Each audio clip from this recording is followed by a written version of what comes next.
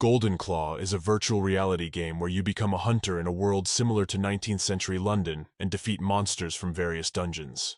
And sometimes you may stumble upon a rare hidden episode that unlocks inaccessible early locations, such as this manor. The system window reported that the hidden quest Avendale Manor is open. Esperanza is the main character of the story, a girl who takes part in one of the virtual reality games. She is a hunter. Even her appearance speaks about it. The girl is dressed in pants with a sweater, and on top of the cape she has long black gloves and a gun in her hands. Surprisingly, Esperanza couldn't even imagine the place suddenly opening up. The hidden episode, The Secret of Avendale Manor, begins with a boy named Jack, who knows all the gossip of high society and spreads rumors about the place among the people. He is a young boy who runs around town shouting that Avendale Manor is haunted. He has a local newspaper in his hands and a bag slung over his shoulder with many more newspapers rolled up in a tube. Well, as it happens in the game, the more mysterious and suspicious the hidden quests, the better the reward.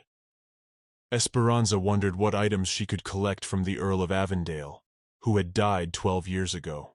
The girl headed out after jumping over the bushes towards that mansion. She walked and pondered that once she got hold of the superior items and could use them to conquer more difficult dungeons and fight stronger monsters, getting better items as rewards and getting stronger. Esperanza was almost to the entrance, as suddenly something seemed to her. The girl immediately grabbed the gun, aiming it. She walked slowly and looked around. She thought she heard something, looked around and saw that there was no one. She slung the rifle over her shoulder and walked further towards the entrance with the thought that they had better not give her a bad reward after clearing the dungeon. When the girl came to the entrance, she said they did a good job modeling this house. Taking hold of the doorknob, she began to twist to open the door, but nothing worked. The girl realized that she was well prepared for such situations. Taking one of the 158 lockpicks from her inventory, the girl said, "Well, of course, the enchanted house will have a security device installed at the main entrance." But Esperanza was glad that 12 years had passed, so the battery should have run out long ago. She opened the door, which made a clang sound, and entered the house. And how did the Count die? I wondered. It's not that important, though, she thought. Once inside the house, Esperanza began to look around. She thought there would be creepy stuffed animals standing around, but that didn't seem to be his type. As she climbed the stairs, Esperanza realized that she needed to study the map she had received in her last assignment related to the manor. Opening the system window to look at the map of the house because she needed to gather more information, she decided she should go to the workroom. A magotechnical engineer of his level probably kept a lot of useful information there. The map told her to go higher. Esperanza went to the 3rd floor, and when she got up there, she saw that it was the most lighted place in the whole house. Esperanza walked a short distance, seeing a door in front of her that looked like the perfect room to explore. Pulling the doorknob toward herself, the door was locked. Esperanza jerked it a few times and realized she had to use her lockpicks again. Looks like she's going to have to spend an awful lot of lockpicks in this house to find anything. The door opened. Esperanza was sweating as she fumbled with the lockpick. When she wiped the sweat from her face, she saw that the light was on. Opening the door, the girl took a step into the room and saw that it was fully lit. She wondered if it was set that someone was still living in the manor. Esperanza immediately threw her hand behind her back to draw her weapon, just in case someone attacks her. Usually it's an old butler or a young servant. But then, why does the chandelier shine so brightly in an abandoned house with a broken alarm system? The girl began to walk into the room a little at a time, taking her time to look around. She realized that something was wrong. That's what happened. As she walked forward a little, she saw someone standing near the window. This someone was neither an old man nor a young butler, but a handsome, tall young man with a book in his hands. She asked who he was. The guy looked at the girl in surprise and said to her, "Maybe she'll be the first to answer that question." Esperanza couldn't figure out what was going on. She wondered if this was the type of dungeon where the boss was an incubus, matching all her tastes. Immediately she thought that the manor must have been abandoned, but this wasn't a dungeon. And the problem was that it wasn't even abandoned. Could it be that the information from that boy Jack was false? The young man closed his book, smiled at the girl, and asked who about them in his estate without making a sound. Esperanza stood as if stumped. All she could think about was that she needed to think better. The estate had to be abandoned, the alarm was off, the garden was neglected, and Jack never gave false information. She thought she couldn't stand silent any longer and would have to speak. She barely got the word out that she was a hunter. Esperanza kept thinking that although there were times when the developers would reveal hidden details at the end of a story, this was all very different. The young man repeated Esperanza's words about being a hunter, very surprised. Afterward, he walked to his table. Sitting down, he said, "Then why is she not in the forest?" Esperanza kept thinking that there definitely shouldn't be people here. But she heard words from the guy that made her very angry. The boy got up from his chair, and putting his hand on his book, he said that it was not too secretive for the one who had come to kill him. Esperanza immediately shouted indignantly that she was a monster hunter, not a human hunter. The guy came out from behind the desk, going around it. He sat on the edge and said she was too straightforward for someone who came here to steal something. The boy asked what his stranger's name was. Meanwhile, he reached into the inside pocket of his jacket to get something. The girl said loudly and clearly that her name was Esperanza. The young man said what a lovely name. He asked her to sit down, pointing with his hand, on a nearby chair near the table. In the guy's hands was some kind of button. He pressed it, and went on to say that maybe she would put down her big shotgun, a rather curious weapon. He hadn't seen one of those before. Now I see why the young man pressed the button to summon his butler. A boy came down the steps from the second floor. He came up, bowed, and said, "Sir," he called for him. The guy said he had an unexpected visitor, so he asks her to bring them tea. At this point, Esperanza thought, this guy also has a servant. The guy went on to say that as for appetizers, he could bring something simple. Guy reminded Milan that when he served tea that he should remember to bring his stimulant. The butler heard everything and said, "Yes, sir, he will bring everything," and she thought back to what that little guy Jack had said. He'd said it was abandoned. She was sure he'd said that. After the butler had gone to prepare tea, the lad continued his conversation with Esperanza, saying, "So, everyone thinks the Avendale house is abandoned. How interesting he's gotten." But the lad emphasized what she should know. The estate had never been without an owner in the last 150 years. Esperanza could not stand it. The girl jumped up from her chair, leaning on the table with her arms, leaning toward the boy. She began to shout about what, but this house had been abandoned for 12 years. There was no alarm system at the entrance, and the garden was neglected. The boy looked at her in surprise, and replied that the gardener had only cut the grass yesterday. He would be sorry to hear that. Esperanza got a surprised look. The girl turned her head toward the window, and couldn't believe how it was cutting the grass if she had just walked through the thicket. The girl abruptly rushed over as well ran up, looking out into it. She was just amazed at what she saw, the whole yard glittering. Is what he said true? As it was only a couple minutes ago, the grass reached her knees, but now she sees a very beautiful garden with fountains, flowers, and cut grass. While Esperanza couldn't believe her eyes that it was a lovely garden outside, she let her guard down and didn't notice someone coming up behind her and poking her in the back with something hard. The guy said he was sure she knew more about it, his intruder. He asked her if she liked his garden. At the same time, the guy held her shotgun in his hands, which was pointed in the girl's direction. He said he knew roughly how to use it. Even though this weapon looks strange, it's easy to see what can be done with it. It looked like it was made with improved magical technology, but it was strange that no one had informed him of such a thing. The boy kept speculating about this gun. He thought maybe some underground organization had developed it. Esperanza said, "Wait a minute," turning to him. The boy asked, "And yet, why did she choose his estate in particular?" The girl realized he didn't know what kind of gun it was. The guy smiled and hoped for her cooperation. Information about this gun from the very launch of the game. This gun was considered the base gun, even after she cleaned up the entire new arsenal. She liked this particular gun the most and continued to pump it up and not sell it.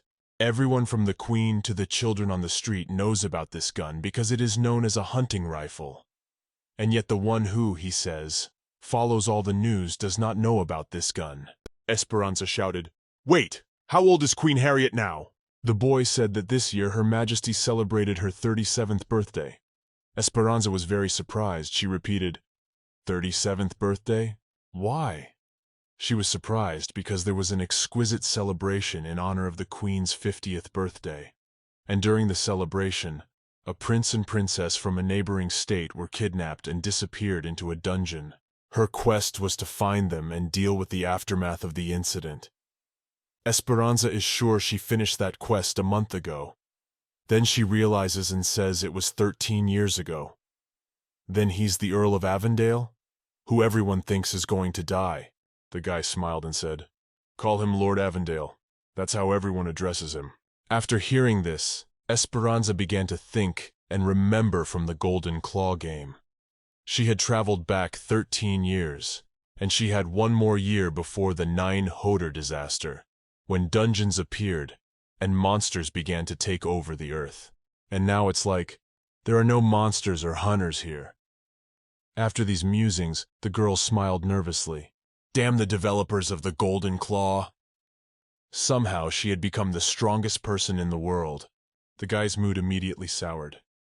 He said in a sad voice, "So in 13 years, this place will turn into ruins, and he will die next year." Then he asked, "And what will he die of? Will it be from a heart attack or an accident? Or perhaps an addiction to Pauran?" The girl thought about what Jack had forgiven her for not appreciating him before. Avendale died 12 years ago, so most likely the cause of his death was the monster attack. But she didn't think he would believe her if she told him all that. Esperanza hesitated. She didn't know what to say to him. She started to say that she didn't remember exactly. "By the way, he smokes Pauran, doesn't he? It would make him sick, wouldn't it?" The guy replied that he knew. Esperanza then warned him that he knew, but still smoked. The guy stopped pointing the gun at the girl. Stepping aside, he said, "And she has a knack for making people feel like garbage." Esperanza said, "No, smoke all you want." Avendale said, "And because he's so-and-so is going to die, isn't he? So which one of them is trash?" Esperanza suggested, "Perhaps they could stop talking trash, Your Grace." Avendale, she asked, was implying that his speech was not graceful. The guy said her people weren't particularly sophisticated either. She only has to look at herself. Even poor people don't wear such tight pants. Esperanza was indignant. A year from now, no one will be saying that. How can you run away from monsters in a long skirt? The monsters were predators. They turned humans, proud of their thriving magical civilization, into common prey. The great architecture of humanity, the rich imports from colonies across the sea, none of it mattered in the face of death. Avendale stopped smiling at once and became serious. He thought about what she said, and said that if she was telling the truth, she might have a point about the clothes, but it was better not to go out like that with a gun. The guards will arrest her immediately. She was very lucky that the first person she met was him. He went on to say that he wasn't going to report her to the guards or the mental hospital. Afterward he said, "Esperanza, do you have somewhere to go?" The girl looked at the guy's gaze and realized that it was the gaze of a wise man. Now she realized how beautiful the gray eyes were, because she was able to examine him up close. Avendale asked her if there were any other weapons like that. If there are, he might let her stay. Esperanza asked, "Is that if she lends him the weapon?" Now she understands why he's considered eccentric. Does he trust her or not? Who would ever want to live under the same roof as a woman who sneaked into his house with a gun? But this guy is willing to risk his life for research. He said he'd treat her like a guest. Esperanza took out a scythe from her magic bag. She said that it was not an unusual scythe, but a magic tool for hunting giant monsters, although its level was quite low. Avendale, taking the scythe in his hands, said rather unusually well. He would take it. Afterward he turned his head toward Esperanza and saw that she had some sort of bag beside her. He asked, "Is it magical?" The girl replied that in 10 years they would be common. Well, or something like that. Esperanza asked, And yet, if lending his weapon to you, Lord Avendale. The boy interrupted her and said, Avendale. The girl said, all right, Avendale. He would provide her with food and a place to stay. Lord Avendale? Avendale replied, that's right, what a good deal. He smiled. Esperanza said, one must sign a contract or shake hands to conclude it. He never once shook the lady's hand, but sees no reason to refuse. The girl said that she is not technically a lady. Then Avendale suggested that she, as his guests, could at least pretend to be her. A voice sounded in the room. The butler came in and said, Lord, he brought their tea. The boy saw the situation and asked if he needed to point a gun at the Lord for the lady's safety. Esperanza started laughing. She was laughing hysterically because the situation was tense. She was nervous and now she was laughing like a child. The girl was crying with laughter. Avendale looked at her and smiled too.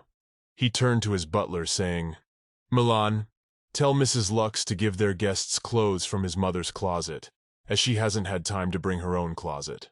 The butler looked at Esperanza this way and that, and interrogated Avendale. Is he sure, sir? But the Lord waved his head and said, yes. Then Esperanza thought she should say thank you, or even the servants would suspect her unknowingly of something, and the girl said loudly, thank you all. Avendale replied, you're welcome, Esperanza. She can't go out of here, nor can she stay here dressed like that.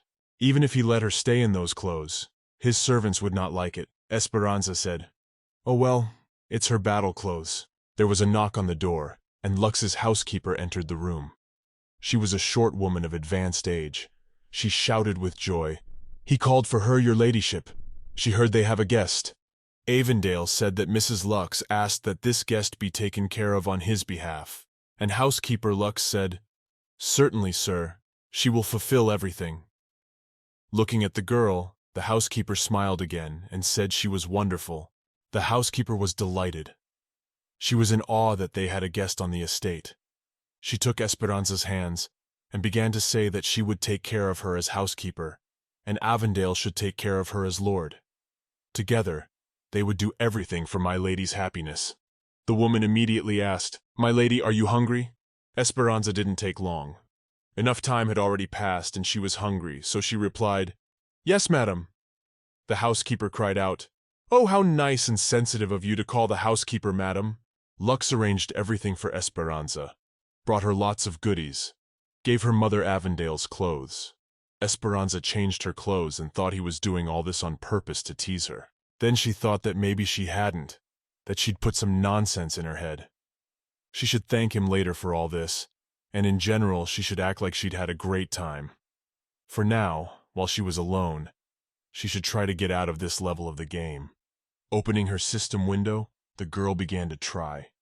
Esperanza clicked on the system window, and nothing worked. The game was glitching.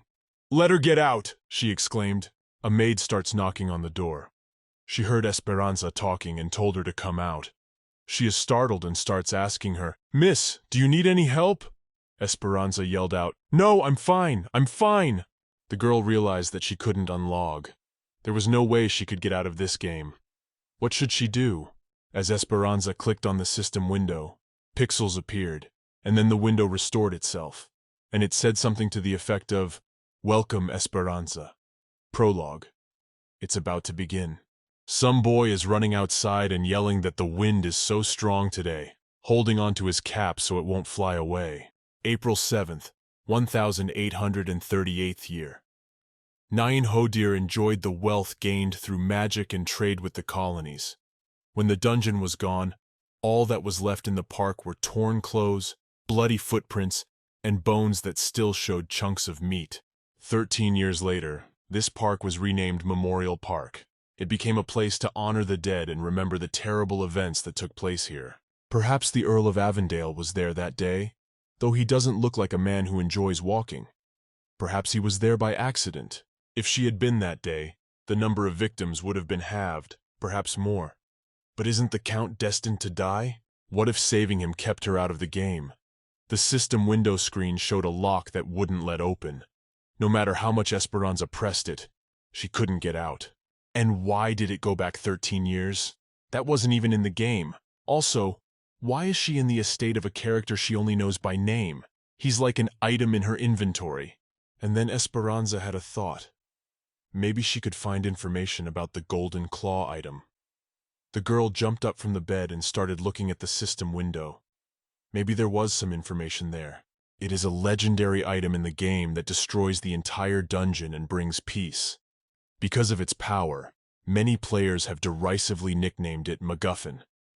In this world, the Golden Claw existed 13 years ago. The Golden Claw could not be found during the narrative of the game's main story, but it may exist in this time before it all began. So the most obvious task is to find the Golden Claw. "Oh my God!" exclaimed the girl. In the system window, the quest immediately appeared. Quest: Find the Golden Claw, Progress 0, Reward for completion, Title, Time Lord, Items, Golden Claw, Homecoming Token. Esperanza got very excited. She shouted that she was right, he was real. She should find the Golden Claw and come home at once. Maybe if she tracked down a famous magical scientist she once met, she could find clues. The next day, housekeeper Lux decided to give Esperanza a tour of the entire estate. The first place Lux took her to was the former hall, which had long been intended for shooting and had been built by the previous earl. At the time when the gentlemen gathered here to shoot, it was very noisy. The housekeeper said that the place was soundproof now, so you wouldn't have to worry. Esperanza was surprised. Soundproofing must be so expensive. Lux replied, "Yes, very expensive." The butler almost fainted when he saw the bill. "You remember the old butler, Howard? You should have seen him yesterday." The housekeeper went on to say that their earl, however, had installed soundproofing all over the outside wall. "Isn't he amazing?" Esperanza could feel a combination of pride in her master from Miss Lux's words. She said, "Miss Lux, yes, it is so." The girl thought that he was not even 30, and his wealth and influence were already impressive. Miss Lux went on to say that, although there aren't many magical devices in the manor, their quality is superior to many devices from the ducal houses, and dare she say it, they are better than the royal ones. Esperanza noted that he didn't seem particularly gentle with the servants, but he certainly wasn't stingy with money. And anyway, who is she to judge? She barely knows him. After the tour of the house, Esperanza returned to her room and asked Lux. She would like to see. The housekeeper sighed, saying, "Oh, then she should call for a seamstress. Though mistress has a few dresses in her closet that will always be classics. But you'll probably need something more modern." The housekeeper went on to talk about how about a blue dress to match your bright violet eyes, and a dark maroon velvet dress, or maybe a dress embellished with lace. Lux was really into it. Her eyes lit up, and she was running, fluttering around the room, not sure what dress or color to suggest. Esperanza said she couldn't rely on the Count forever. She had some money of her own, so she thought of buying a hat or something similar. And this is where the housekeeper became indignant. She said, "About what? Don't speak so of the Count. He has ordered that your clothes should not be spared. You are guests of the House of Avendale, after all." Esperanza laughed and said that she was already indebted to him. Housekeeper Lux said that their Count's mistress was very rich, even if she bought diamonds every day for 1,000,000 years, and his fortune would not be affected in the slightest. After hearing those words, Esperanza thought, 1,000,000 years, that's the wealth he has. The woman went on to say that in addition, if the Count found out that she was buying clothes with her money, they would be unfortunate for the servants' sake. "Use the Count's money, please." Esperanza said, "All right, since you insist so much, then she will." Not a minute later, Miss Lux returned and said that the seamstress was coming today.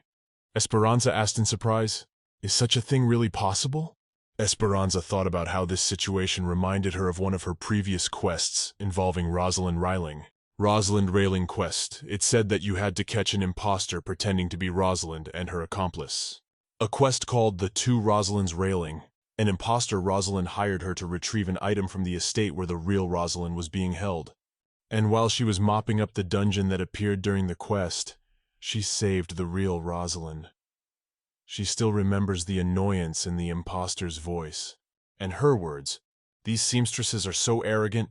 They require you to make reservations in advance, and with no extra fees, you can't just go to them. So calling a seamstress on the same day is something that if you pay them more, they will always find time for you. While they waited for the seamstress, Lux's housekeeper began to comb Esperanza's hair. She said that, frankly, the seamstress had no morning customers whatsoever. Many of the young ladies were probably sleeping off the last night's ball. A beauty like you should wear clothes to match. So they want to dress you in the latest fashion and don't even worry about the price. At last, the seamstress came. The girl began her work at once. She said that Esperanza was very slender and that any style would suit her, but she would suggest the dark blue and green silk dresses. They would suit your skin tone. The housekeeper took one dress in her hands, began to feel it and said that the dress is so thin. White would be suitable here. Even if there are many layers, it would still be refreshing. The seamstress also remarked that in all her 30 years of work, she had never seen eyes as violet as Esperanza's. The seamstress said she was very beautiful, and at the ball she would immediately win the hearts of all the gentlemen. Besides winning the hearts of all the gentlemen, the seamstress said she won their hearts. What to speak of the men? The seamstress said the dress would be ready and sent to you next week.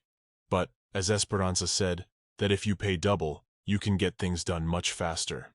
So she did, and you can have them made by the weekend, and held out a baggie of money to her. The seamstress said with great pleasure, "Sure." Esperanza understood that Miss Lux would not spend the money without the Count's permission. So it was necessary to hurry the seamstress by the weekend. The girl picked up that for some reason she was so tired. It was only noon now. Miss Lux said the food was already waiting for them downstairs. But Esperanza thought about the fact that she still felt uncomfortable spending such a huge amount of money on clothes. What about the Lord? In the Lord's office, his assistant is indignant. He says that he will die if he continues to live like this. Perhaps not even into his 30s. Avendale replies in a calm voice that perhaps he won't. The aide shouted, "Sir, how can you do this?" Avendale thought that he would be dead in a year if the impossibility of time travel was put aside. He had no reason not to believe her. The lad thought that if he died, the lands would be inherited by a distant relative whose relative he didn't even know. And his heir might not even know that he had Arendelle blood in him. The best thing he can do now is to prepare a letter of recommendation for the servants. Milan said tea is served in the garden, sir. Avendale noted that the two of them, he and Howard, are trying so hard to get him out of the study. Milan said that the study was full of book dust, and it was bad for his health. As Avendale came down from the second floor, he smelled the pleasant odor of tea. He couldn't see very well anymore, so he squinted a little and saw Esperanza sitting at the table. As he approached the table, Avendale noticed that Esperanza was wearing his mother's dress, and it suited her very well. It was unusual to see her in a dress. After all, when they met, she was wearing pants and carrying a gun. Avendale decided to demonstrate how real gentlemen behave. He gave her his hand and said, "Good morning, milady." Esperanza was surprised at this setting.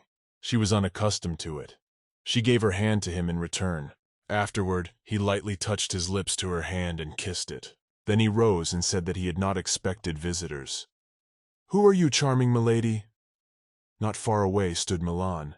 When he heard, he was very much surprised, and at once ran to Avendale, saying in his ear, "Sir, it is she, your guest of yesterday." Avendale looked at her and remembered how she looked yesterday, and how she looked now. Esperance. It didn't look good. The girl folded her arms in front of her in a cross and turned her head to the side. She said, "And yourself, that you didn't realize who she was?" Avendale took a seat at the table and said he remembered her by those awful clothes. Esperanza took the cup of tea, taking a sip. She said, "So awful are the clothes. Aren't they like other people's clothes?" The guy poured himself a cup of tea too and said, "You don't. That dress looks good on you." The girl said that a seamstress came to see her this morning, ordered some dresses, and paid for them with your money. "She will pay you back later," she said. Avendale asked why return it. "Didn't Miss Lux tell you anything?" Esperanza replied, "She did." "Well then, you're not bright then," the girl said.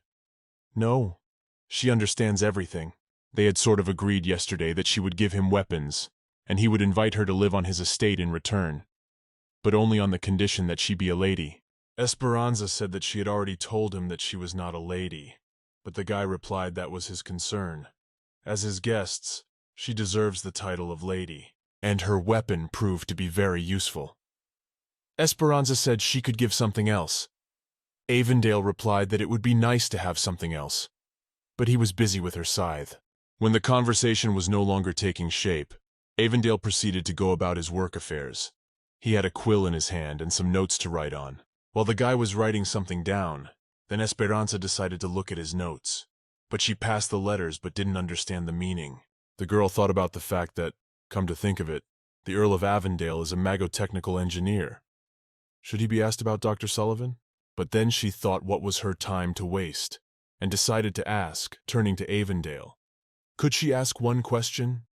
The fellow said, Ask it, of course. Keep taking your notes. The girl asks if he knows any random Dr. Sullivans. She's trying to find him, as she has some things she needs to know. But she's not sure if he lives where he will 13 years later. Avendale asked her to go to the butler. Esperanza said that she thought maybe he would know, since he was a magotechnical engineer. Avendale asked what she wanted to know from him.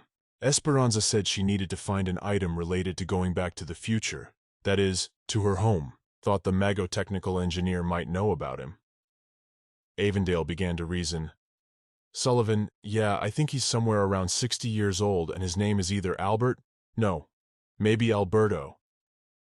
He had never heard of such a man. Esperanza thought that Dr. Sullivan was previously unknown.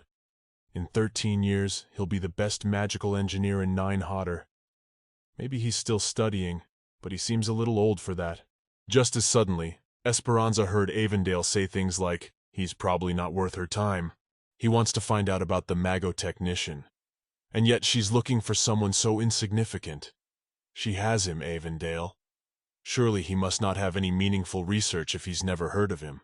Esperanza tried to say that he was lifting, she needed. But Avendale interrupted her and said that she was a guest at Avendale's house and had decided to consult with him.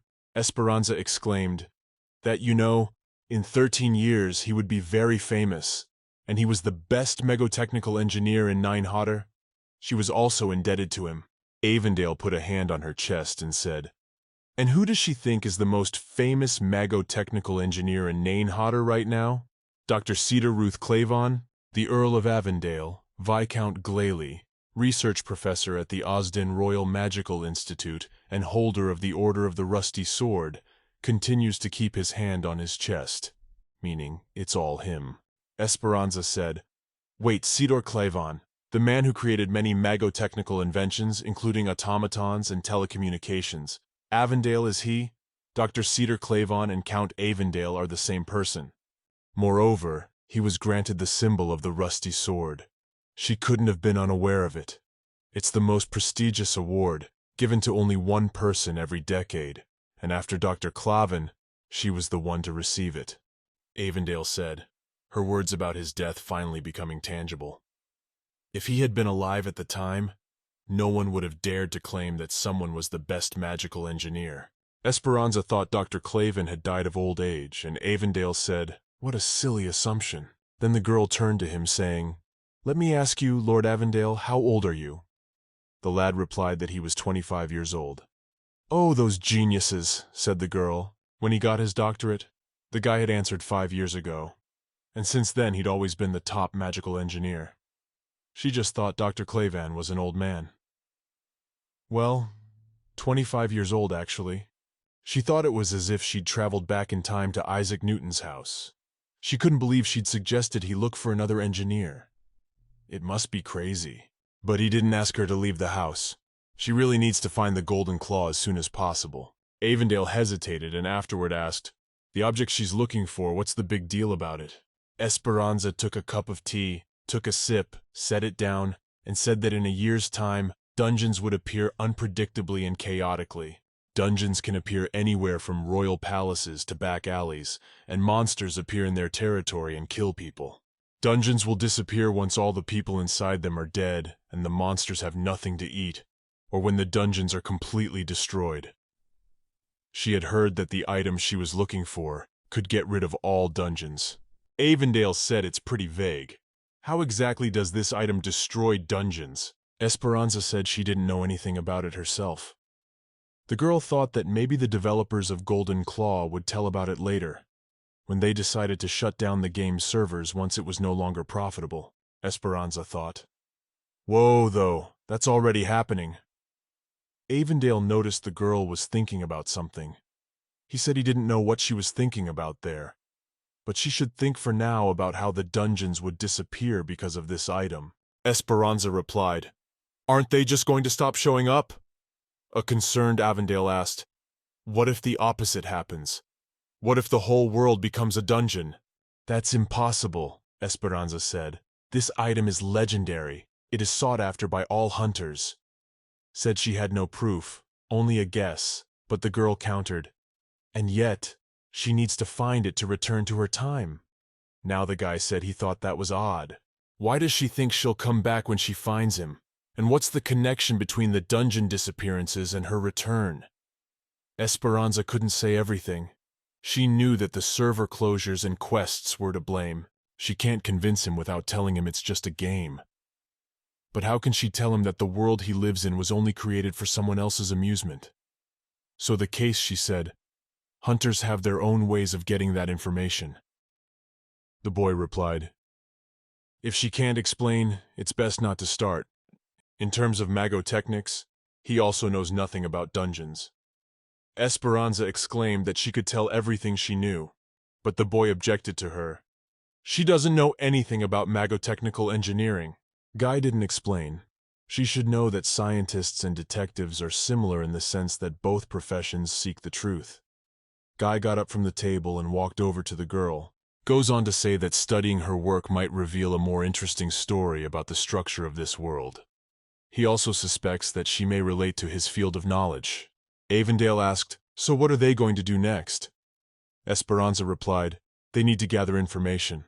Esperanza said her library plus public libraries, and we should probably look into rumors and legends, information and Jack's notes.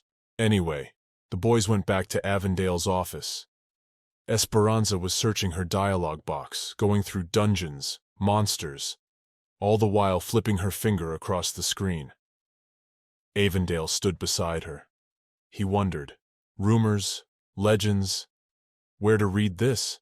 When the boy was a little distracted, he looked at the floor and saw a pile of paper at his feet.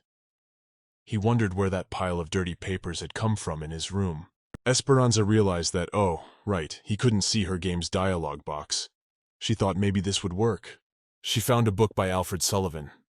Not sure if he'd like it, though.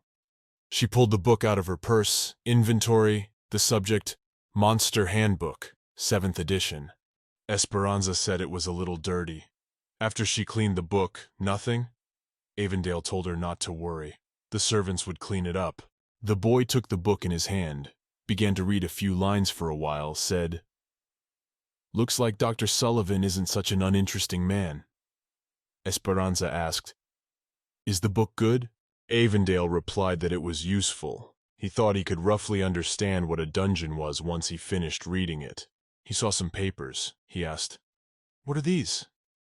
Esperanza replied that they were notes. She bought a lot of rumor notes from Jack's boy in the back alley. Many rumors are not that important, but sometimes they contain useful information stories that should not be discussed in public. Avendale asked, "The rumors are true, aren't they?" Esperanza replied, "Yes, they are spreading in the underground and back alleys. They're just notes that don't have much information in them, but she thought they were worth checking out.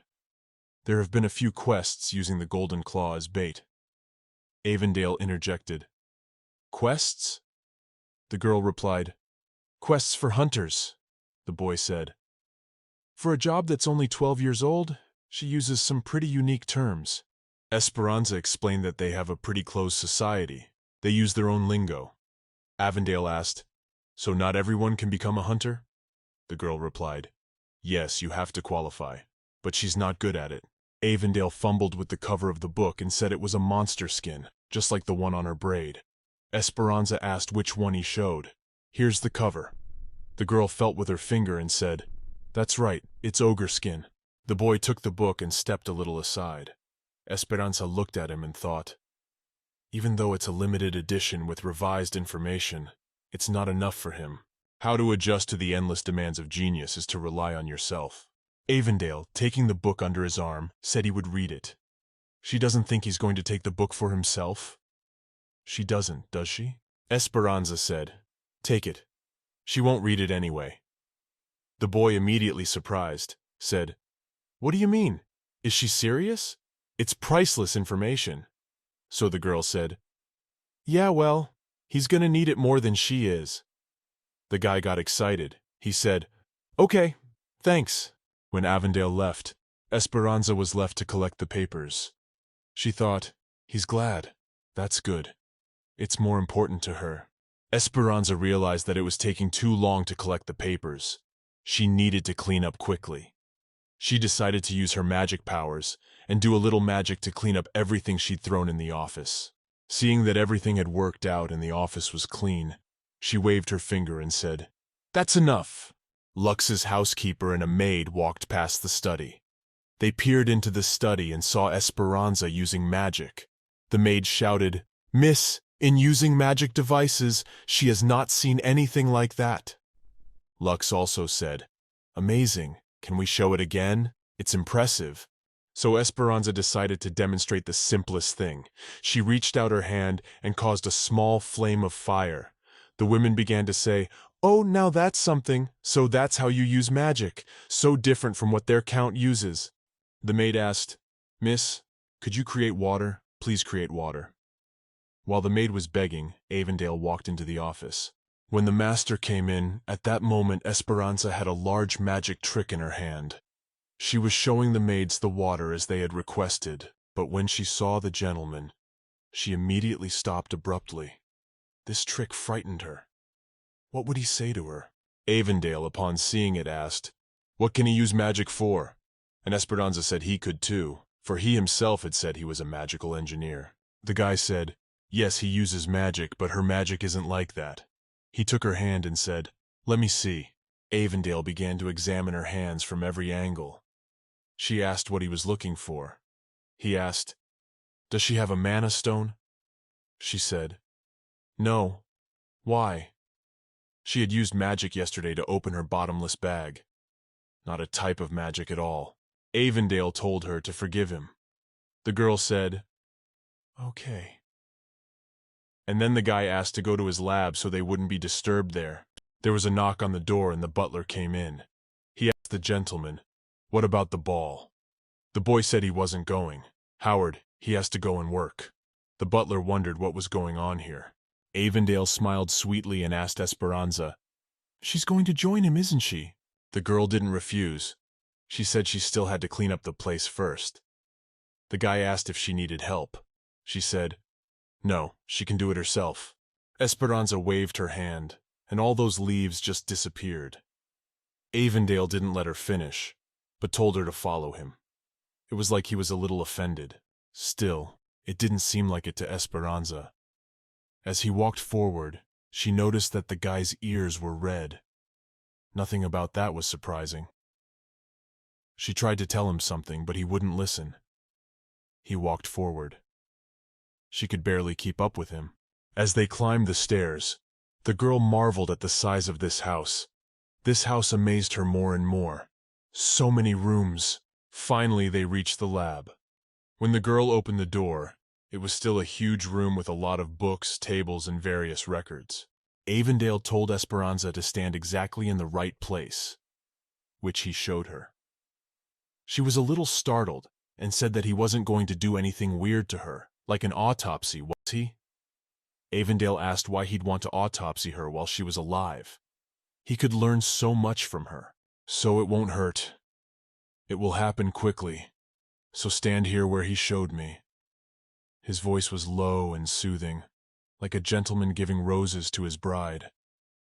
In other circumstances, her heart would have fluttered.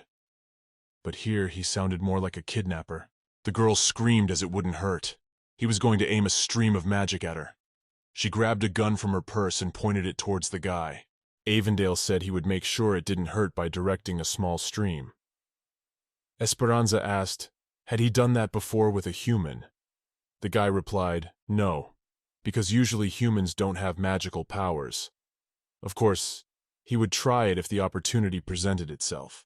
He didn't like doing such a test on her either. Too bad he didn't have any test subjects. Esperanza screamed. He had just called her a test subject. Avendale calmed her down by telling her that he and she were colleagues and were looking for the same thing. But she continued to scream that she didn't believe him and pointed the gun at him. Avendale rose from his knees and said he understood her feelings, and he might not have been trustworthy. But could she give him at least a drop of blood? The girl specified just 1 drop. Then it's okay, but you have to make sure it's sterile. The guy took her hand and said she wouldn't be in any pain at all, he promised, drawing the right amount of blood. Esperanza exclaimed, he said a drop, but he took so much. Avendale smiled and said thank you for your cooperation. Esperanza wanted to leave and asked if they were done yet. She wouldn't trust him anymore. The guy said, wait a minute, this is very important. She asked what it was. He went and got her braid and said, here, take it, swing it. And he put something in it.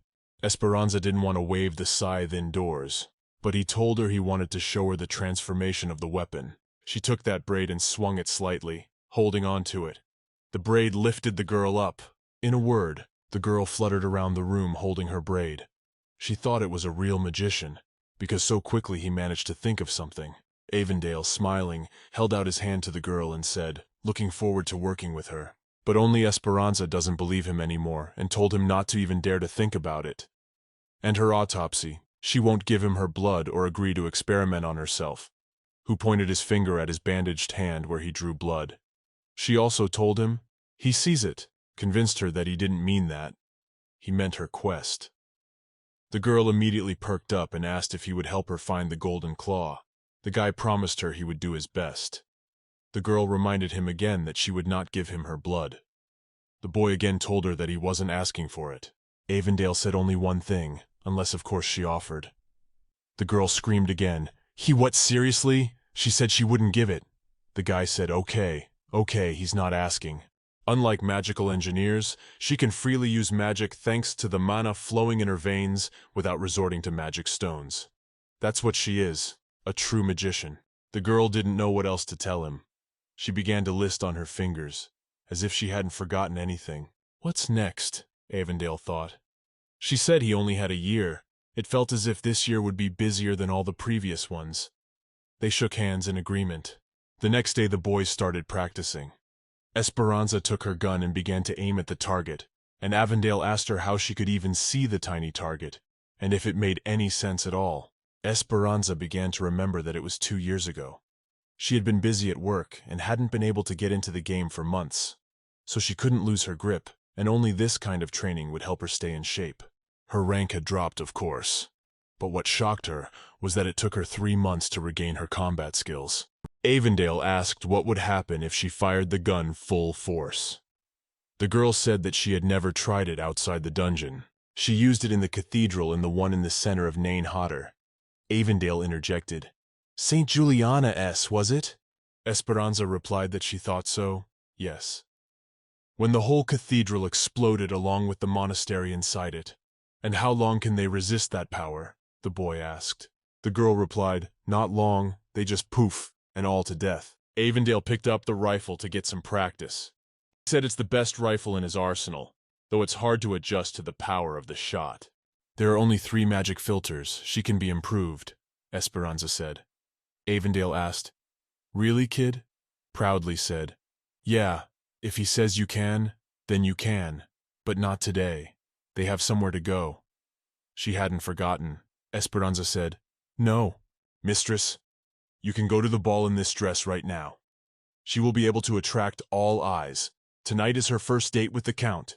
The maid stood looking at Esperanza, saying she looked amazing. Esperanza turned to Annie the maid, saying that while it was nice, she didn't think she looked all that impressive. They're just going to visit the magic shop that Sidor frequents to try to find clues about the golden claw.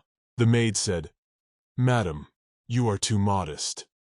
Esperanza replied that it was slightly embarrassing that other people thought they were on a date, and she couldn't correct them. The appearance that makes her forget all the words he has is exactly that. Avendale said, they're sure to attract attention tonight, aren't they? Esperanza smiled and asked, "Still better than her previous outfit." Avendale says don't even think about wearing that outfit while she's in his carriage. He asks her very much. Esperanza replied, "All right, she won't," and complimented him on how noble he looked. Esperanza thought if he knew how much better every part of that outfit he didn't like was, she wouldn't say that. The ruler of Lux asked Milan, "Did the Count say anything to him?" Milan said he hadn't. Lux remarked that they were so perfect for each other. But Milan said, "Let's finish work and have lunch, finally already." As Esperanza rode in the carriage with Avendale, she looked out the window and said that she didn't realize there were so many big buildings here. Guy asked that there was no such thing in the future. She said that this place used to be the home of the Hunters Association. The girl went on to explain that the building belongs to the city, and Nainhotter must have had a lot of money problems since they sold it. As she washed up, she saw a boy walking down the street who looked like he was alive. "But is it an automaton?" she asked. Avendale replied, "No big deal, he made one when he was 15. He looked out the window and said that one of these cost as much as a whole building on this street. But these automatons don't have many functions. It's just tinsel, and he doesn't need one."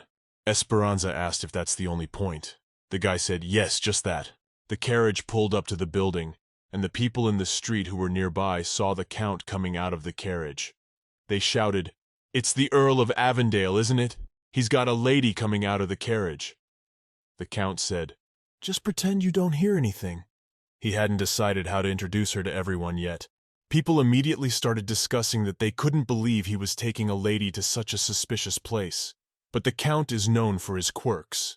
After all, this is no place for a lady. And if he has a plan, he will introduce her to the public.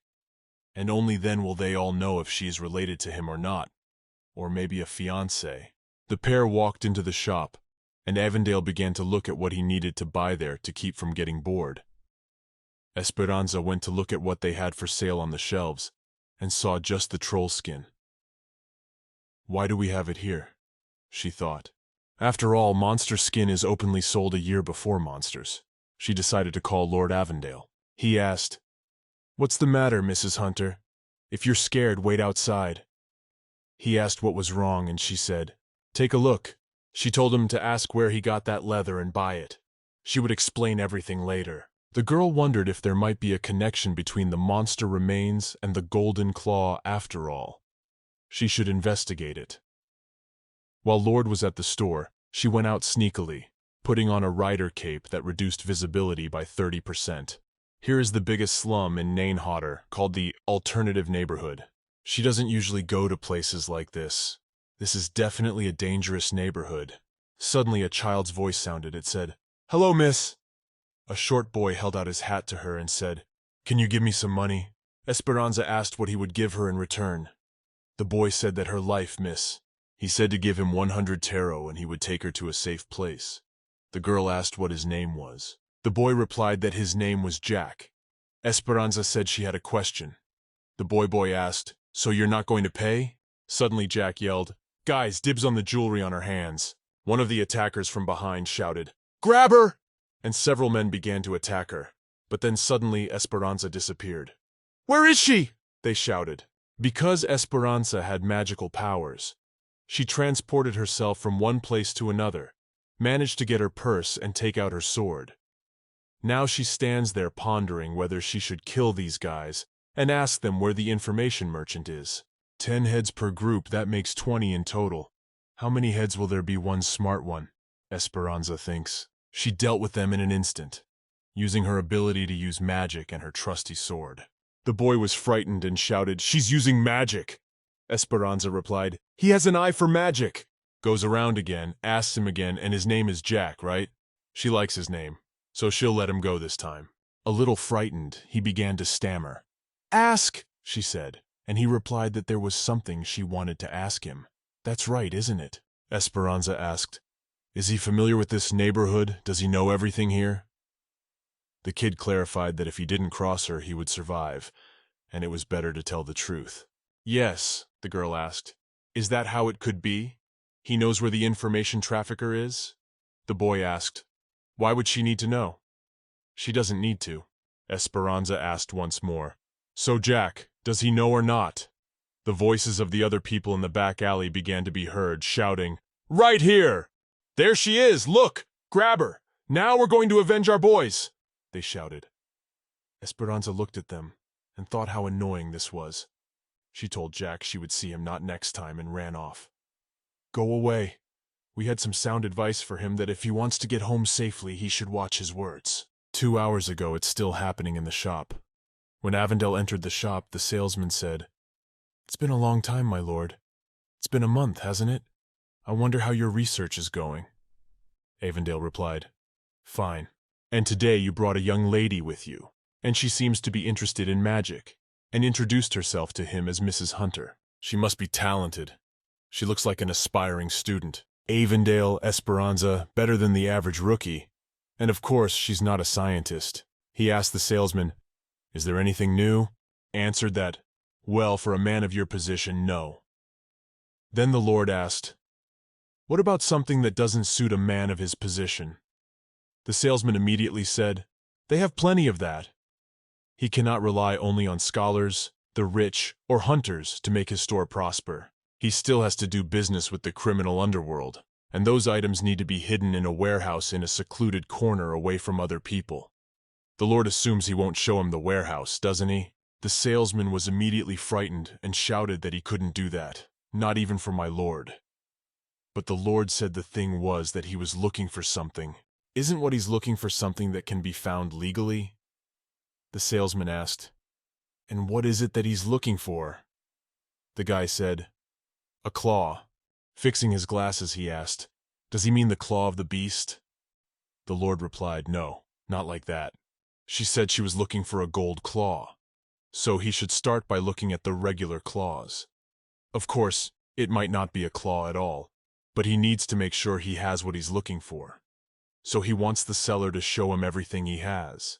Looked at him and said, "My lord, as he knows even to his loyal assistants, this part of the warehouse is inaccessible." Well, he said it was very important to him to find this item. The salesman interjected, saying it was very important. "My lord?" And he said yes. Did he ever ask him to show him the warehouse? The salesman said no. Well, then the Lord said very importantly. At this very moment, just then, Esperanza Lord approached her, saying, "What's up, Miss Hunter? If she is scared, she can wait outside," but she would ask to step aside. At this point, the salesman noticed that something was going on with Lord. He was a completely different person when around her. When they got to the counter, she said ask him where he got that leather and buy it, and she would explain when she got back. She said she'd be back Lord Arendelle soon and went outside. On this leather, and did not realize he sees no difference from the regular leather.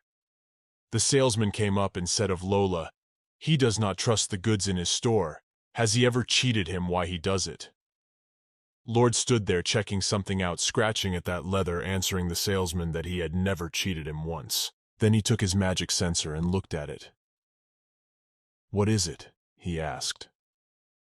"It does not vibrate like this when scanning ordinary skin, although this skin is no different from ordinary skin.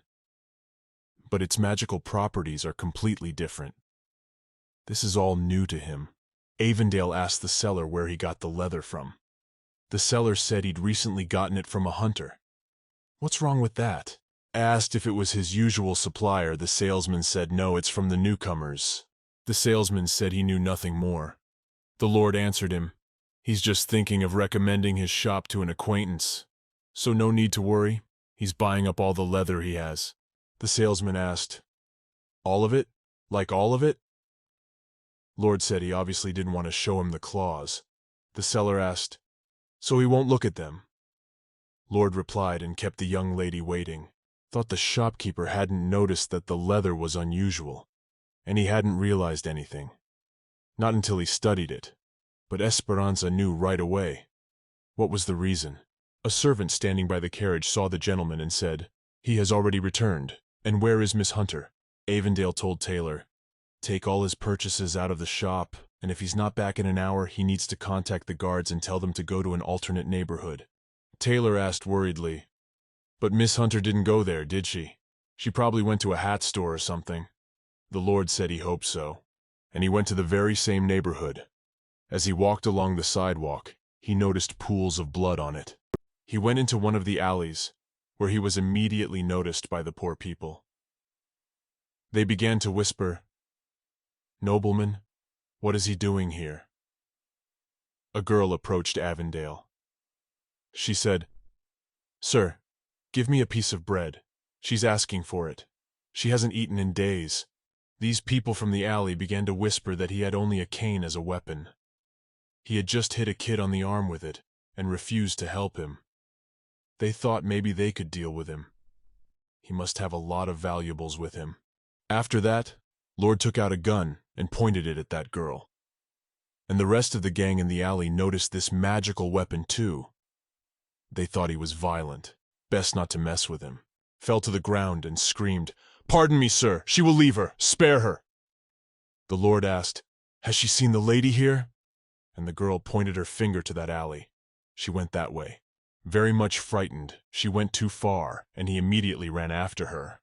When he came around the corner, someone hit him, and actually, the sword was brought to his throat. He saw that it was Esperanza, and shouted to her. Esperanza did not see him at once, for she had half her eyes covered with her hood. But then as she lifted her hood, she saw him and exclaimed, "Lord Avendale, what is he doing here?" The guy smiled and said, "Isn't he the one who should be asking that question?" She grabbed his arm and said she was being chased. They needed to get out of here soon. When the couple made it out of the alley, Esperanza began to catch her breath because she was already tired of running.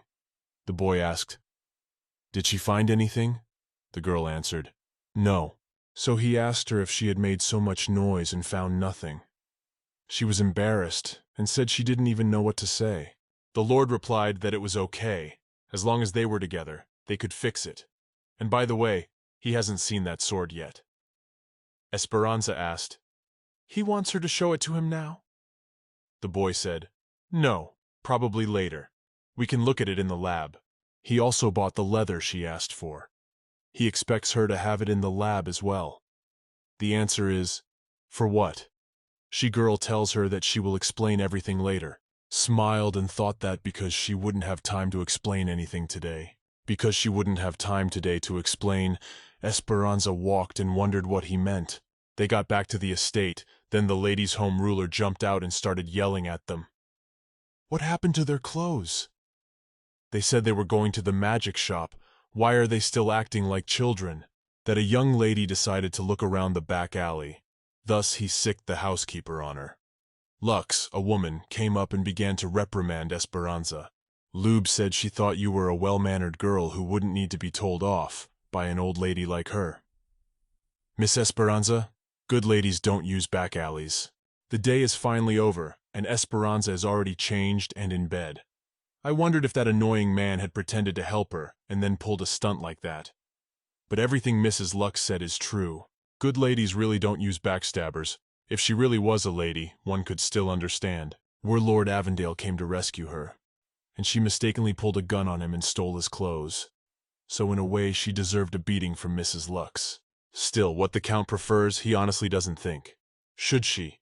Should she be so grateful to him, take so much blood from her? I heard a knock at the door and the voice of Mrs. Esperanza's maid. "She's going to eat," stood the girl with a tray covered with a lid on top. "Esperanza," she said in time. "Annie." The girl wanted to open the lid to begin eating, and the maid told her at once that it was Miss Lux's order. "She will take the food to the Count as well, and you both must not leave until you have eaten it all together." "Esperanza," she asked, "must not like Miss Lux?" And Annie replied, "Why would she suddenly think that?" "She's just happy because the Count is interested in the girl for the first time. But you must eat with the Count, so follow her." Esperanza took the tray and said she would take the food to the Count herself. When she arrived at the library, she found no one there. When the girl realized that he must be in his lab and so she headed there, she wasn't wrong.